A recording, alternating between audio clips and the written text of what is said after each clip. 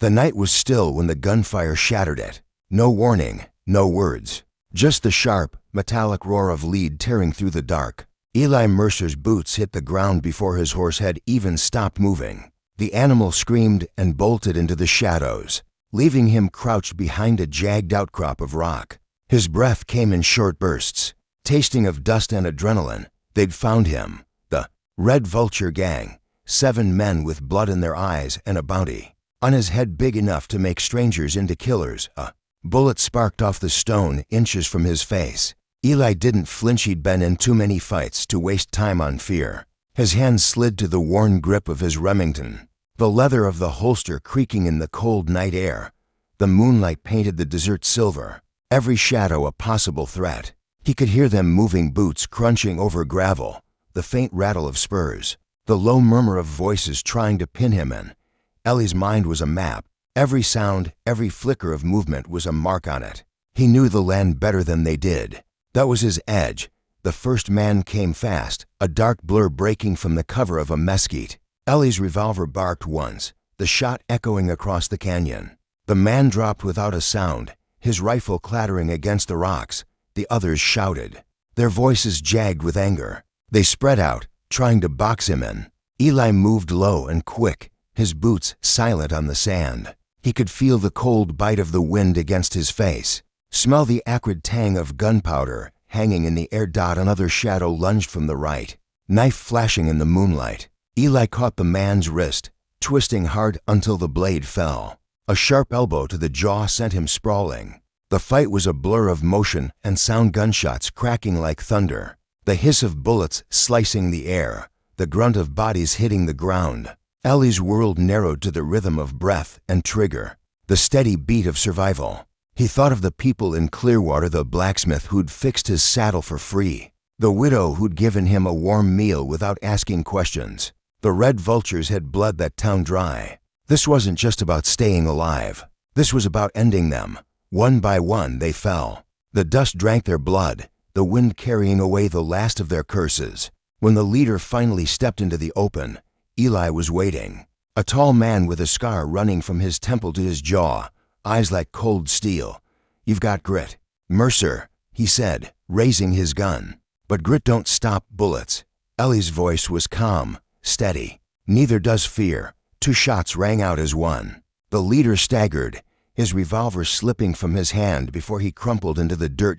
Silence. Only the wind remained, whispering through the canyon. Eli stood there for a long moment, the weight of the fight settling into his bones. Then he holstered his gun and walked toward the horizon, the first light of dawn spilling gold across the desert. He was still breathing, and as long as he was, no gang, no bounty, no man would ever own him. The dawn light was still soft when Eli Mercer rode into Clearwater. The town was waking slow, the way desert towns do, shutters creaking open, the smell of coffee drifting from the boarding house, the sound of boots on wooden porches. But the air felt wrong. It wasn't just the dust from the trail clinging to his coat or the ache in his shoulders from the fight hours earlier. It was the way people looked at him, quick glances, then eyes darting away, the way conversations stopped when he passed. He knew that look, fear, not of him, but of what might be following. Eli dismounted in front of the livery, patting his horse's neck. The animal was lathered with sweat, sides heaving. "You did good, girl," he murmured, handing the reins to the stable boy. The boy nodded, but didn't meet his eyes. The saloon doors swung open across the street, and Sheriff Amos Kearney stepped out. He was a broad man with a weathered face, his badge dulled from years of sun. His eyes found Eli immediately. "Mercer," he said, voice low. "Heard you had a run-in with the Red Vultures." Eli adjusted his hat. "More than a run-in. They won't be bothering anyone again." The sheriff's jaw tightened. "You sure about that?" Eli frowned. "I counted 7. All down." Kearney glanced up the street, then back at him. "Word is, they've got friends, mean ones, and they'll be looking to make an example out of you." Eli didn't answer right away. He could feel the weight of the town pressing in, the shopkeepers peering from behind curtains, the blacksmith pausing mid-swing, the widow on the porch clutching her shawl tighter. He'd seen this before. Violence didn't end with a single fight. It spread, like fire in dry grass, "I didn't come here to hide," Eli said finally. The sheriff studied him for a long moment, then nodded toward the saloon. "Come inside. We need to talk." The saloon was dim, the air thick with the smell of whiskey and old wood. A piano sat silent in the corner, its keys yellowed with age. Kearney poured two glasses from a dusty bottle and slid one across the table. "You've got a choice, Mercer. You can ride out now, put some distance between you and this town. Or you can stay and help me keep these people alive when the rest of the vultures come calling." Eli took a slow sip, the burn of the whiskey grounding him. "If I ride out, they'll still come. Only difference is, you'll be standing alone." The sheriff's eyes narrowed. "You're not from here. Why risk your neck?" Eli set the glass down. "Because I've seen what happens when no one stands up, and I'm tired of burying good people." By midday, the heat was pressing down like a hand. Eli walked the length of Main Street, noting every vantage point, every alley, every rooftop that could hide a rifle. He spoke to the blacksmith about reinforcing the doors, to the general store owner about stockpiling water and ammunition. Some folks met his gaze with gratitude, others with doubt, but he didn't care. He wasn't here to win hearts, he was here to win the fight.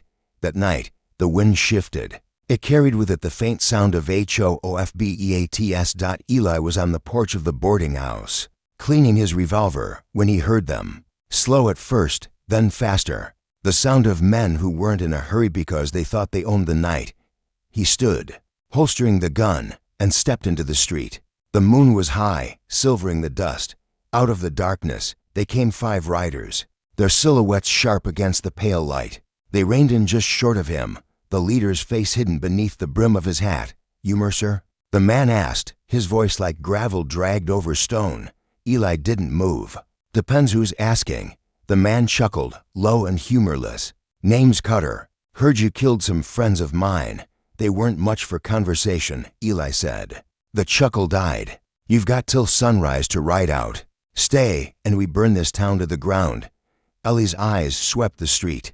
He could see faces in the windows, pale in the moonlight. He could feel their fear, thick as the dust under his boots. He took a step forward. "You come at sunrise, Cutter. You'd better bring more men. And you'd better dig your own graves before you ride in." The riders stared at him for a long moment. Then Cutter spat into the dust, turned his horse, and they melted back into the night. Eli stood there long after they were gone, the wind tugging at his coat. He knew what was coming, and he knew he'd be ready. The first hint of dawn was a pale smear on the horizon, the kind of light that makes the desert look like it's holding its breath. Eli Mercer stood in the middle of Main Street, his boots planted in the dust, the air cold enough to bite through his coat. The town was silent, too silent. Behind him, the people of Clearwater waited in their homes, shutters drawn, rifles ready. He'd spent the night moving from door to door, checking on them, giving quiet instructions. "Reinforce the windows. Keep the lamps low. Don't fire unless you have to." Now, all that was left was the waiting dot. The wind carried the faintest sound, hoof beats, slow, measured, like a drumbeat before a hanging. Eli's hand rested on the grip of his revolver. His other hand flexed once, then stilled. He could feel the weight of the moment pressing down on him, the way the air seemed to thicken before a storm. The first rider appeared at the far end of the street, a dark silhouette against the growing light. Then another, and another. Soon there were more than a dozen, their horses kicking up a low haze of dust that caught the sunrise like smoke. At their head rode Cutter. The man's face was shadowed beneath the brim of his hat, but Eli could see the glint of his eyes, cold, sharp, and hungry. "You had your chance, Mercer," Cutter called, his voice carrying in the still air. "Now we take the town, and we take you apart piece by piece." Eli didn't move. "You'll find I'm hard to take apart." Cutter's smile was thin. He raised his hand. The riders fanned out, forming a crescent that began to close in. The first shot came from the roof of the general store, a crack of a rifle that dropped one of Cutter's men clean out of the saddle. The rest of the gang erupted into motion, firing wildly at windows, doors, anything that moved. Eli drew and fired in one smooth motion, his bullet finding the chest of a rider charging straight at him. The man tumbled from his horse, the animal veering off in panic. The street became chaos, gunfire echoing off the buildings. the acrid smell of powder mixing with the dust. Horses screamed, men shouted, glass shattered. Eli moved like a shadow, using the cover of barrels and wagons, his shots precise and deliberate. He wasn't trying to match their fire, he was cutting them down one by one, making every bullet count. A rider came at him from the left, swinging a rifle like a club. Eli sidestepped, grabbed the man's coat, and yanked him clean off the saddle. They hit the ground hard, rolling in the dirt. The man's fist caught Eli's jaw, but Eli drove his elbow into the man's ribs, then finished it with a quick, brutal punch from the corner of his eye. Eli saw Cutter dismount, moving toward the boarding house. The bastard was going for the townsfolk. Eli's blood went cold. He broke into a run, weaving through the chaos, his boots pounding the dust. A bullet tore past his shoulder, close enough to feel the heat of it. Cutter was halfway up the steps when Eli hit him. The two men crashed through the porch railing, splintering wood as they hit the ground. They rolled. Fists and boots and curses, the fight raw and ugly. Cutter was strong, but Eli fought like a man who'd already decided he wasn't dying today. Cutter's hand went for the revolver at his hip, but Eli slammed his forearm down, pinning it. With his free hand, Eli drove a punch into Cutter's jaw, then another. The man's head snapped back, his hat flying into the dust. Eli grabbed the revolver from Cutter's holster and pressed it to his chest. This is for Clearwater. The shot was deafening at such close range. Cutter went still. The gunfire faded. The last of the gang was either dead, wounded, or fleeing into the desert. The townsfolk began to emerge, blinking in the morning light, their faces a mix of relief and disbelief. Eli stood in the street, chest heaving, the sun finally breaking over the horizon. The light caught the dust in the air, turning it gold. He holstered his revolver and looked around at the people he'd fought for. "It's over," he said simply. The sheriff stepped forward, clapping a hand on his shoulder. Not many men would have stood their ground like that. Eli gave a faint smile. Not many towns worth standing for, and with that, he turned toward his horse. There would be other towns, other fights, but for now, Clearwater was safe. The morning after the siege, Clearwater felt wrong. It wasn't the kind of wrong you could point at.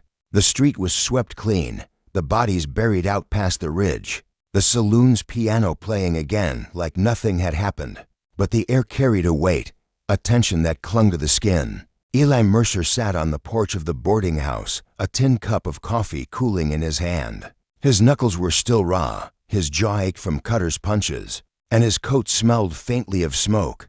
He'd won, but winning didn't feel like it used to. From where he sat, he could see the townsfolk going about their day, Mrs. Hargreaves hanging laundry, the blacksmith hammering at a horseshoe, the sheriff talking to a rancher by the well. They nodded at him now, some even smiled, but there was something in their eyes. Gratitude, yes, but also expectation. They thought he'd stay. They thought he'd keep standing between them and whatever came next. Eli took a slow sip of coffee, watching the horizon. The desert stretched out in every direction, endless and empty. But he knew better. The desert was never empty. By midday, the heat was pressing down hard. Eli was in the livery, checking his horse's saddle, when Sheriff Kearney stepped in. "You planning on riding out?" the sheriff asked, leaning against the door frame. Eli didn't look up. Thinking about it, Kearney crossed his arms. "You leave, this town's a target again. Word's already spreading about what happened here. Men like Cutter don't ride alone. There's always someone meaner waiting to take the reins." Eli tightened the cinch strap. "And if I stay, I paint a bigger target. You know how this works, Sheriff. Trouble follows men like me." The sheriff's gaze was steady. "Maybe, or maybe you're the only thing keeping trouble from swallowing this place whole." Eli didn't answer. He just gave a short nod and stepped past him into the sunlight. That night, the wind shifted. It came in low and cold, carrying with it the faint smell of smoke. Eli was halfway through cleaning his revolver when he heard at the distant, rhythmic thud of hooves. Not many, 2, maybe 3 riders. Coming slow. He stepped into the street, the moonlight silvering the dust. The town was quiet, the only sound the creak of a sign swinging in the wind. The riders emerged from the darkness like ghosts. They stopped a few yards away, their faces hidden in shadow. One of them dismounted, moving with the easy confidence of a man who'd never lost a fight. He stepped forward, and the moon caught his face-sharp features, a thin scar across his cheek. Eyes like polished stone. "You're Mercer," the man said. It wasn't a question. Ellie's hand hovered near his holster. "And you are?" The man smiled faintly. "Name's Rafe Calder. Cutter was my cousin." Ellie's jaw tightened. "Then I'm guessing you're not here to shake my hand." Rafe's smile didn't reach his eyes. "No, I'm here to tell you something. Cutter was small time. The man who really runs the Vultures. He's coming. And when he gets here, he won't just burn your town. He'll salt the ground so nothing grows again." The wind tugged at Ellie's coat. Carrying the words like a promise, Rafe stepped back, mounted his horse, and tipped his hat. "You've got a week, Mercer. Make your peace." They rode off into the night, leaving only the sound of hoof beats fading into the dark. Eli stood there long after they were gone, the cold settling into his bones. He'd fought hard to give Clearwater a future. Now it seemed the real fight hadn't even started, and for the first time in a long while, Eli wondered if he'd be enough. The next morning, the desert sky was a flawless blue, the kind that could trick a man into thinking the world was calm. Eli Mercer didn't believe it for a second. He stood at the edge of town, eyes scanning the horizon, feeling the weight of Rafe Calder's warning pressing against his ribs. A week. That was all they had before the real leader of the Vultures came to finish what Cutter had started. Sheriff Kearney called the townsfolk into the saloon. The air inside was thick with the smell of coffee and unease. Eli leaned against the wall, arms crossed, letting the sheriff speak first. "We've got 7 days," Kearney said, voice steady but low. "We use every one of them. Barricades on the north and south roads, sandbags at the windows, water and ammunition in every home." A murmur rippled through the crowd, some voices eager, others heavy with doubt. Eli finally spoke, his tone cutting through the noise. "This isn't about holding the town.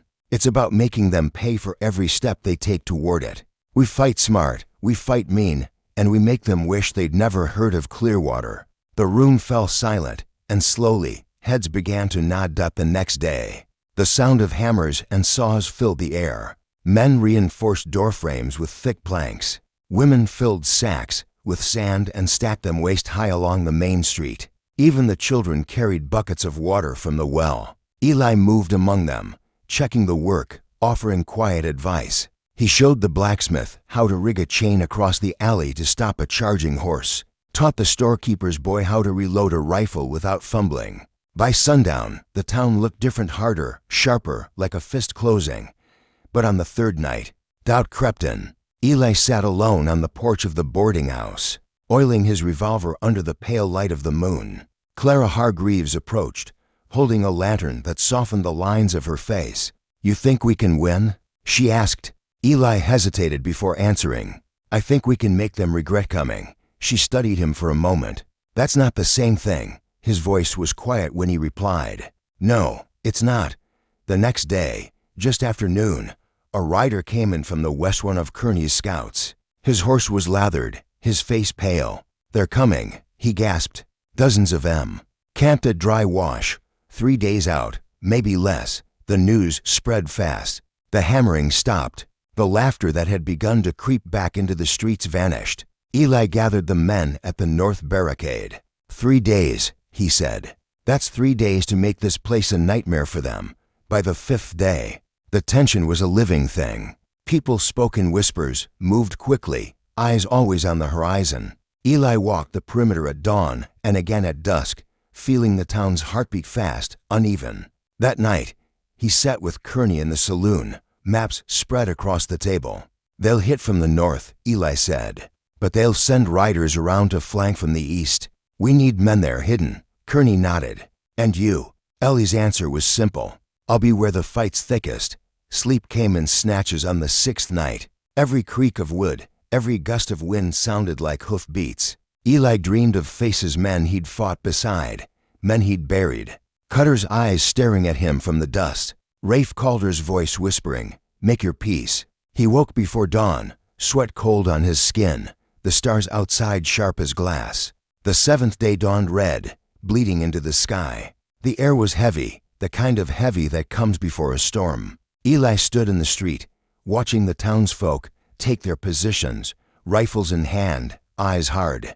He felt the weight of it all, the trust they'd placed in him, the fight that was about to come, the knowledge that not all of them would see another sunrise.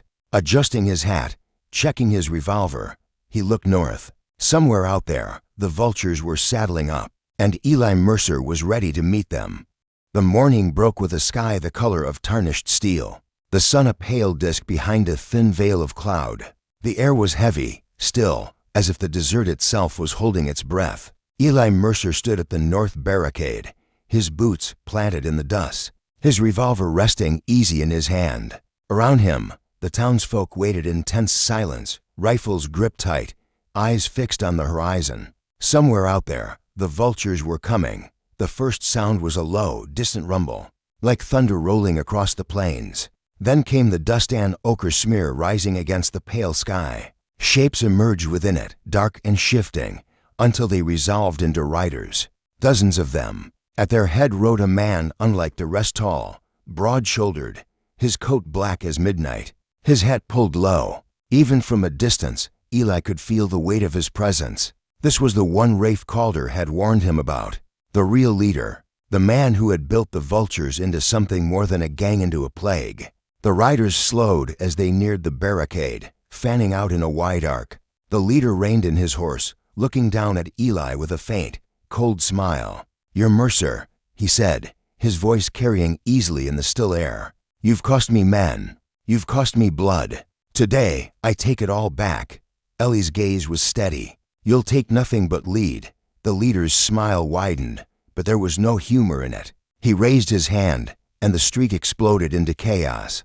Gunfire cracked like lightning, the air filling with the acrid stench of powder. Bullets tore into the barricade, splintering wood, sending shards flying. The townsfolk fired back, their shots sharp and deliberate, each one aimed to count. Eli moved like a man born to the fight, slipping between cover, his revolver barking in measured rhythm. A rider charged the barricade, leaning low in the saddle. But Eli's shot caught him square in the chest, sending him tumbling into the dust. Another tried to flank from the east, only to be dropped by a hidden rifleman Eli had placed there days before. The leader pressed forward, his men surging behind him. Horses screamed, men shouted, the street a blur of motion and sound. Eli vaulted over the barricade, meeting them head-on. His boots hit the ground hard, his revolver empty, and he drew his knife in one smooth motion. A rider swung at him with the butt of a rifle.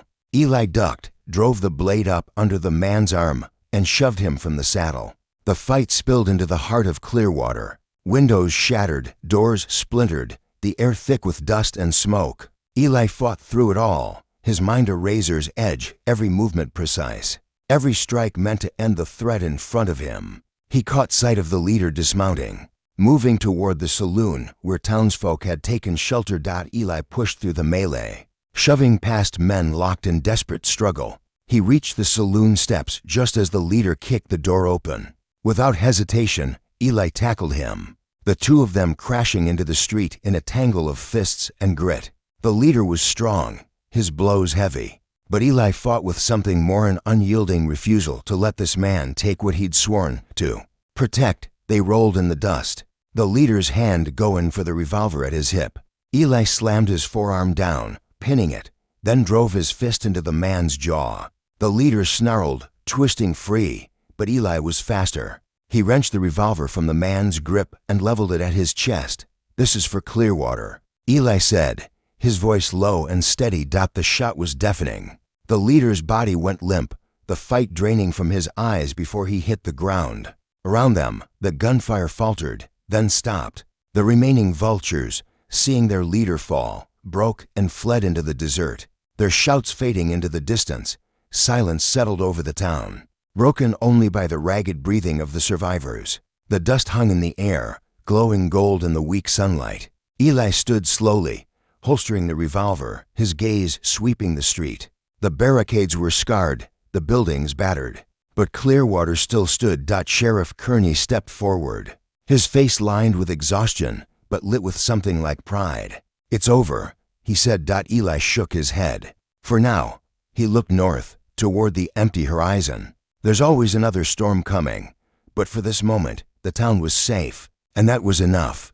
The morning after the battle, Clearwater was a different place. The streets were swept clean, the barricades dismantled, and the smell of gunpowder had finally lifted from the air. But beneath the surface, the scars were still there: splintered wood, bullet-pocked walls, and the quiet absence of those who hadn't lived to see the sunrise. Eli Mercer walked the length of Main Street with his saddlebag slung over one shoulder, his boots stirring the fine dust that had settled overnight. People stepped out of doorways to watch him pass. Some nodded, some smiled faintly, but most just looked at him with a kind of silent gratitude that weighed heavier than any words. Sheriff Kearney was waiting for him at the edge of town, leaning against the hitching post.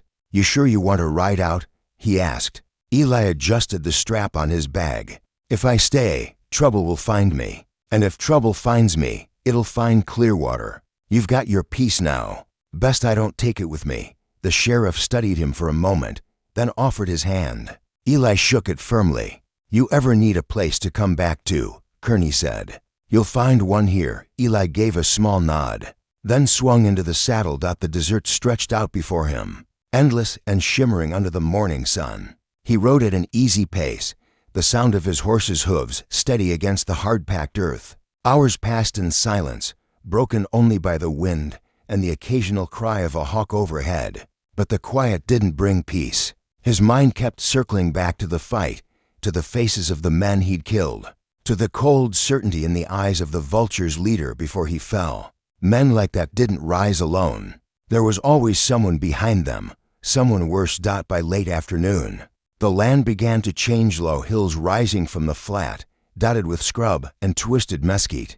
Eli reined in at the crest of a ridge, scanning the horizon. That's when he saw it, a thin column of smoke curling into the sky, too dark and too steady to be a campfire. He urged his horse forward, the air growing hotter as he approached. The smell hit him: first burned wood, scorched earth, and something else beneath it, something metallic and bitter. He crested another rise and saw what was left of a small homestead. The house was nothing but a blackened shell, the barn collapsed in on itself. The ground was littered with broken furniture, torn clothing, and the still forms of livestock. Whoever had done this hadn't just wanted to take, they'd wanted to erase. Eli dismounted, moving slowly through the wreckage. His boots crunched over shards of glass and charred wood. Near the well, he found tracks fresh, deep from heavy horses. He crouched, running a hand over the prints. At least 6 riders, maybe more. The pattern was familiar, too familiar. A sound broke the stillness: a faint cough. Ellie's head snapped toward it. Behind the remains of the barn, half hidden under a collapsed beam, was a boy no older than 12. His face was streaked with soot, his eyes wide with shock. Eli knelt beside him, lifting the beam enough for the boy to crawl free. "They came at night," the boy rasped. "They wore black, with a bird on their coats." Ellie's jaw tightened. The Vultures, not the ones he'd fought in Clearwater. These were different, another wing of the same carrion flock. He gave the boy his canteen, watching him drink in quick, desperate gulps. "You're safe now," Eli said, though he knew safety was a fragile thing in these lands. As the sun dipped toward the horizon, Eli built a small fire in the lee of the ruined barn. The boy slept wrapped in Ellie's coat, the flames casting long shadows across the wreckage. Eli sat with his back to the fire, eyes on the darkening hills. Somewhere out there, the men who had done this were riding away, thinking they'd left nothing behind. They were wrong. Eli Mercer had left Clearwater to keep trouble from following him. But trouble had a way of finding him anyway. And this time, he wasn't just riding to survive. He was riding to hunt. The sun was barely over the horizon when Eli Mercer saddled his horse and turned its nose toward the blackened ruins of the homestead. The boy he'd rescued was still asleep under the shade of a mesquite, wrapped in Ellie's coat. He'd left him water, a strip of jerky, and a promise to come back. Promises were dangerous things in the West, but Eli meant this one. The tracks were easy to follow at first: deep, fresh impressions in the hardpan, the kind left by heavy horses carrying armed men. They cut a straight line west, toward the Badlands, where the land broke into jagged ridges and narrow canyons. The air grew hotter with each mile, the silence pressing in until even the wind seemed to hold its breath. By midday, the trail began to change. The riders had split, some veering north, others continuing west. Eli dismounted, crouching low to study the prints. The northern trail was lighter scouts, maybe to men. The western path was heavier, the main body. He chose the west, knowing the scouts would only lead him back to the same place in the end. The land closed in around him, the canyon walls rising high and red, their shadows stretching long across the sand. Every sound was amplified here, the creak of leather, the steady clop of hooves, the faint rattle of a pebble tumbling down a slope. He slowed his pace, eyes scanning the ridges above. This was ambush country. It came without warning. A rifle cracked, the shot sparking off the rock inches from his head. Eli swung down from the saddle, pulling his horse into the shelter of a boulder. Another shot rang out, this one closer. He drew his revolver, the metal hot in his hand, and waited. A shadow moved high on the ridge, a man with a wide-brimmed hat, rifle in hand. Eli fired once, the shot echoing through the canyon. The figure jerked, stumbled, and disappeared from view. But there was another, moving fast along the opposite wall. Eli shifted position, using the boulder for cover, his eyes tracking every flicker of movement. The second man fired, the bullet whining past Eli's ear. Eli returned fire, the report sharp in the still air. The man dropped his rifle, clutching his shoulder, and slid down the slope in a spray of dust. Eli was on him in seconds, kicking the rifle away and pressing the barrel of his revolver to the man's chest. "Where are they headed?" Eli's voice was low, steady. The man's breath came fast, his eyes darting toward the canyon mouth. "Dry Mesa," he gasped. "They're meeting the rest there." "You're too late." Eli's jaw tightened. "We'll see." He stepped back, keeping his revolver trained until the man slumped against the rock. Beaten but alive, mounting up again, Eli urged his horse forward. The canyon opening into a wide, sun-blasted plain. Far ahead, barely visible through the heat shimmer, a thin line of riders moved toward a jagged rise on the horizon. Dry Mesa. The hunt was no longer about following tracks. Now it was about closing the distance before the vultures could vanish into the rocks and regroup. Eli leaned low over the saddle, the wind tearing at his coat, the pounding of hooves matching the steady, relentless beat of his heart. Somewhere ahead, the men who had burned that homestead were riding easy, thinking they'd left nothing behind. But Eli Mercer was coming, and he carried with him the weight of every life they'd taken. And when he caught them, there would be no warning. The sun was sinking low when Eli Mercer reached the edge of Dry Mesa. The land here was a maze of jagged stone and narrow gullies, the kind of place where a man could vanish in 10 steps and never be seen again. The wind funneled through the rocks in long, low moans, carrying with it the faint smell of smoke and horses. He reined in his mare, letting her breathe, his eyes scanning the labyrinth ahead. Somewhere in there, the vultures were camped, thinking themselves untouchable. He dismounted, leading the horse into the shadow of a sandstone wall. The ground was littered with fresh tracks, hooves, boot prints, the scuff marks of crates dragged across the dirt. Supplies, ammunition, they were digging in, not just passing through. Eli crouched, running his fingers over the prints, feeling the story they told. At least a dozen men, maybe more. And they weren't in a hurry. That meant they thought no one was coming. The first sign of them came as a flicker of movement high on the ridge's silhouette against the dying light. Eli froze, his hand resting on the grip of his revolver. The figure lingered for a moment, then disappeared. A sentry. He'd been spotted. Eli moved fast, slipping between the rocks, keeping low. The air was cooling now, the shadows deepening, but every sound seemed to carry his boots on gravel. The faint jingle of his spurs. He could feel the mesa watching him. Every ridge and crevice a potential hiding place for a rifle barrel. The shot came sudden and sharp, chipping stone inches from his head. He dropped behind a boulder, drawing his revolver in one smooth motion. Another shot rang out, this one from the opposite side. They were trying to pin him. He waited, listening. The wind shifted, carrying the faint scrape of boots on rock. He pivoted, firing once. A cry echoed, followed by the thud of a body hitting the ground. The second man fired wildly, the bullet whining past Eli's ear. Eli moved, fast and low, circling until he had the angle. One more shot, and the canyon fell silent again. He didn't linger. The camp was close now. He could smell the wood smoke stronger, hear the faint murmur of voices. He climbed a narrow path between two sheer walls, the stones still warm from the day's heat. At the top, he saw them. The vultures had made camp in a natural bowl, ringed by high rock. Horses were tied in a cluster near the far wall, their ears flicking at the sound of the wind. Men sat around a fire, their faces lit in flickering orange, shadows dancing across the stone. And at the center sat a man Eli hadn't seen before at all, lean, with a hawk's profile and eyes that caught the firelight like glass. Even from here, Eli could feel the authority rolling off him. This was the one pulling the strings now. Eli studied the layout, marking the positions of the men. The weapons stacked near the fire, the narrow choke points leading in and out. A frontal assault would be suicide, but a quick strike fast, brutal could scatter them before they knew what hit them. He slid back down the path, circling wide until he found a ledge above the camp. From here, he could see everything. He took a breath, steadying himself, then drew his revolver.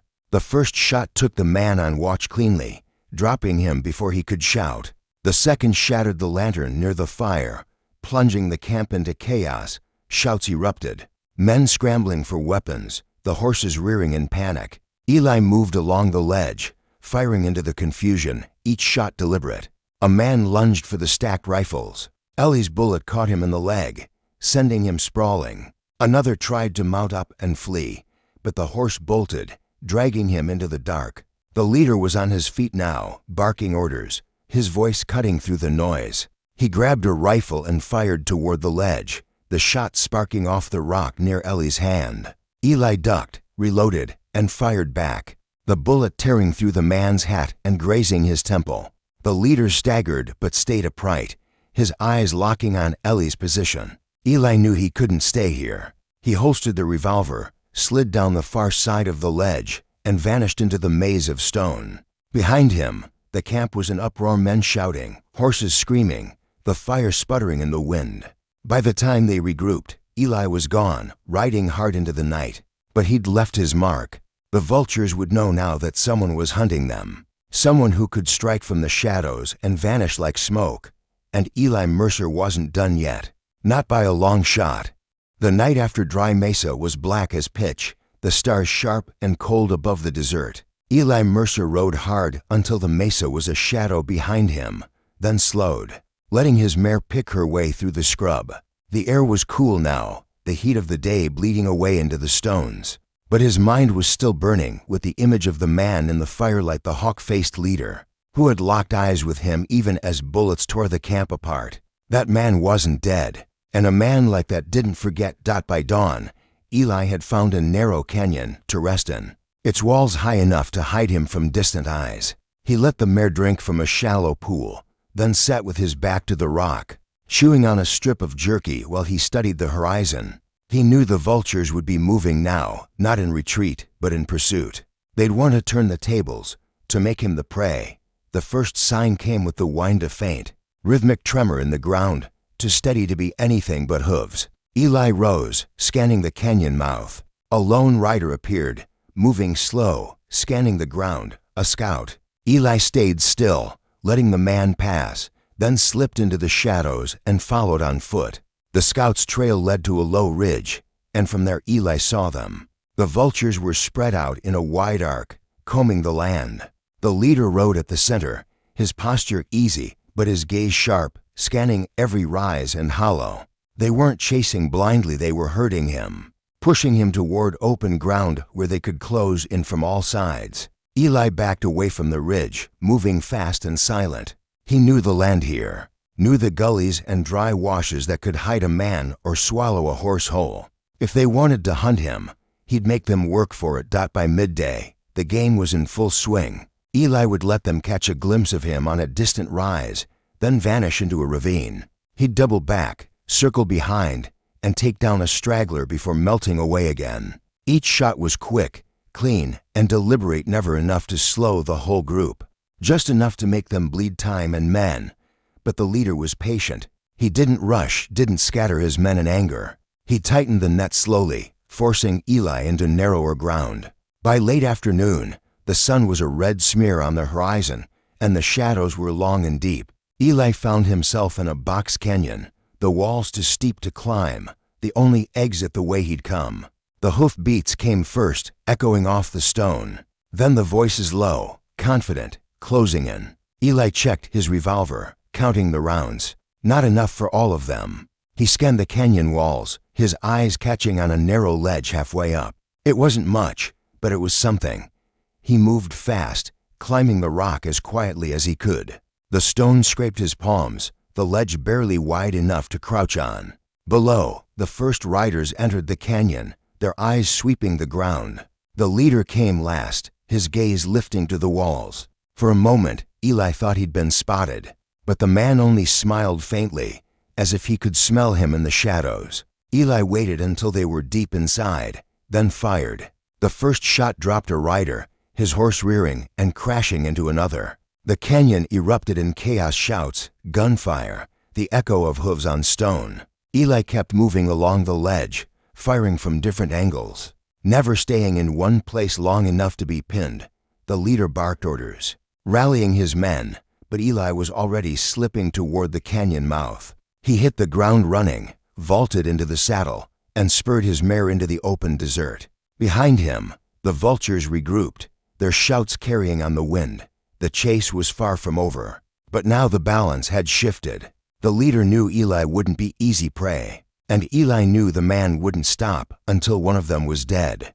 The desert had a way of swallowing sound, but tonight it seemed to carry every whisper, every shift of sand. Eli Mercer rode low in the saddle, his eyes fixed on the faint silver of moonlight spilling across the ridges. Somewhere out there, the vulture's leader was moving too, matching his pace, closing the gap inch by inch. The chase had stretched for days now, each side testing the other, laying false trails, doubling back through canyons where the wind erased tracks in minutes. Eli had learned the man's rhythm, patient, deliberate, never rushing the kill. He was the kind who would rather bleed his prey dry than risk a quick strike, and Eli knew that meant the end was coming soon.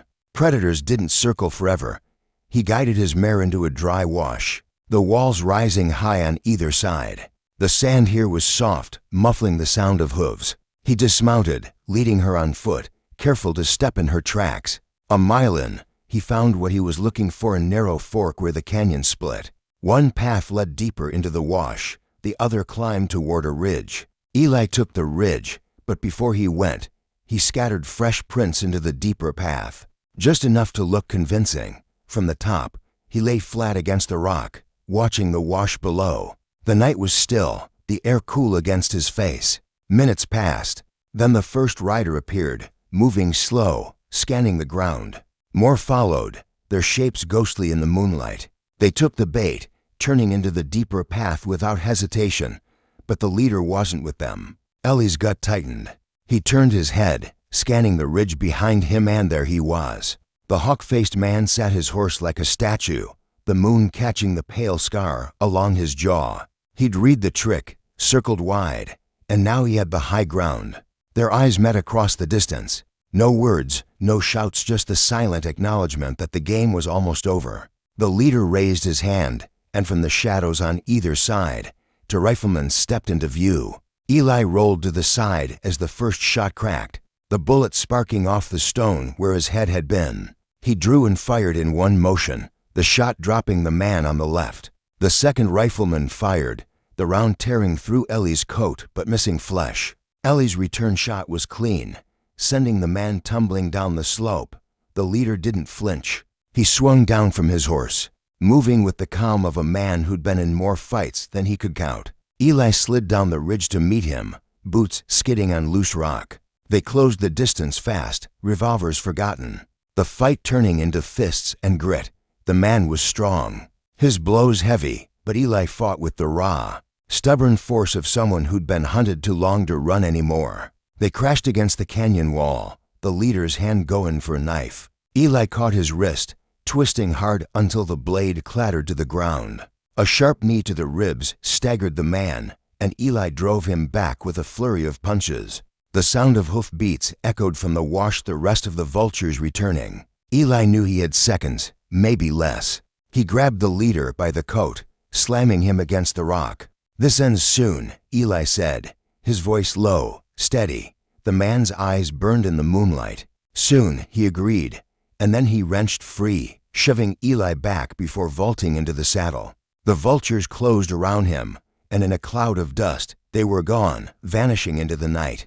Eli stood alone on the ridge, chest heaving, the taste of blood in his mouth. The desert was silent again, but it was the kind of silence that promised violence. The circle had tightened. The next time they met, there would be no running, no tricks, only one of them would ride away. Dawn broke over the desert in a pale wash of gold, the air heavy with the kind of stillness that comes before violence. Eli Mercer reined in his horse on a ridge overlooking a dry riverbed. Below, the vultures' camp stirred horses shifting restlessly, the faint clink of metal, the thin column of smoke curling into the sky. This was it. No more running. No more games. He swung down from the saddle, boots crunching on the hard earth. His revolver felt solid in his hand as he checked the cylinder, each round sliding into place with a quiet, deliberate click. The days of pursuit, the ambushes, the narrow escapes, all of it had led here. Either he walked away, or the man who had hunted him would. The first sentry was half asleep, leaning on his rifle. Eli moved like a shadow, closing the distance before the man even registered the danger. A quick strike, a muffled gasp, and the sentry crumpled soundlessly into the dust. The second guard turned at the noise, eyes widening. But Eli's shot split the morning quiet and dropped him where he stood. The camp erupted. Shouts, the scrape of boots, the frantic whinny of startled horses. Eli slipped between the rocks, firing in short, precise bursts, each shot meant to sow confusion. Men scattered, some diving for cover, others fumbling for their weapons. And then the leader appeared tall, broad-shouldered, his black coat snapping in the wind, the scar along his jaw catching the light. "Mercer," he roared, his voice carrying over the chaos. "It ends today." Eli stepped out from behind cover, his gaze locked on the man. "You're right," he said evenly. "It does." They closed the distance, the noise of the fight fading into a dull roar in Eli's ears. Both men drew in the same heartbeat, the twin cracks of their revolvers splitting the air. Pain flared hot in Eli's shoulder, but he stayed on his feet. The leader's arm dropped, his gun clattering to the ground. Eli didn't hesitate. He surged forward, the two of them colliding in a tangle of fists and grit. The leader was strong, his blows heavy, but Eli fought with the raw, unyielding force of a man who had carried this fight too long to lose now. They slammed against a boulder, the leader's hand darting for a knife. Eli caught his wrist, twisting until the blade fell, then drove him back with a brutal series of punches. The man staggered, blood on his lip, defiance still burning in his eyes. Eli grabbed the front of his coat, forcing him to the ground, the barrel of his revolver pressing against his chest. "This is for every life you took," Eli said, his voice low and steady. The shot was final, echoing off the canyon walls before fading into silence. The leader's body went still, the fight gone from his eyes. Around them, the remaining vultures faltered, weapons lowering as the truth settled in. Without their leader, they were nothing. One by one, they backed away, disappearing into the desert. Eli stood, the weight of the moment pressing into his bones. The sun was climbing now, spilling gold across the battered camp. He holstered his revolver, mounted his horse, and turned toward the open horizon. Clearwater was safe, but he wouldn't be going back. Some towns deserved peace, and men like him carried too much shadow to leave it behind. He rode on, the wind at his back, the desert stretching endless before him. Somewhere out there, another fight waited. But for now, the West was quiet. The desert was quiet in the days after the last gunshot faded. The wind moved through the canyons with a low, mournful hum, carrying away the smoke and the echoes of men who would never ride again. Eli Mercer stayed one more night near the dry riverbed where the vultures had fallen, tending to his mare and the wound in his shoulder. The pain was sharp when he moved, but it was the kind of pain he could live with. He'd carried worse. At dawn, he saddled up. The camp was gone, the ground scarred with hoofprints and the black circles of dead fires. He didn't look back. Clearwater was safe now, and the vultures were broken. That was enough. The ride was long and empty, the horizon stretching in every direction like an unrolled map. He passed through ghost towns where the wind rattled loose shutters, through valleys where the grass swayed in the heat, and over ridges where the world seemed to fall away beneath him. Everywhere he went, the land felt cleaner somehow, as if the shadow that had hung over it had finally lifted. By the third day, he reached a crossroads, just a weathered signpost leaning in the wind. One arrow pointed east toward the settlements, the other west into the high country. He sat there for a long moment, the reins loose in his hands, the sun warm on his back. East meant people, maybe a bed and a roof. West meant open sky, long trails, and the kind of trouble that always seemed to find him. He turned west. The mare moved into an easy lope, her hooves drumming a steady rhythm against the hard earth. Behind him, the dust rose in a long, thin trail that the wind would erase before nightfall. Ahead, the land rolled on forever, the mountains in the distance painted blue by the haze. Somewhere out there, another fight waited. Another town would need a man who didn't scare easy, who could stand in the street when everyone else was looking for a place to hide. Eli didn't know when or where, but he knew it would come. It always did, and when it did, he'd be ready. The sun climbed higher, the desert glowing gold under its light. Eli Mercer rode on, a lone figure against the endless sky, his shadow stretching long across the land. By nightfall, he would be gone from this place, but the story would remain told in saloons and around campfires, in the quiet voices of those who had seen him stand his ground. They would say he came out of nowhere, fought like a man with nothing to lose, and left before the dust had even settled. They would say his eyes were like steel, and his word was as good as law. And somewhere, far down the trail, Eli Mercer would hear those stories and smile beneath the brim of his hat, because legends don't die. They just keep writing.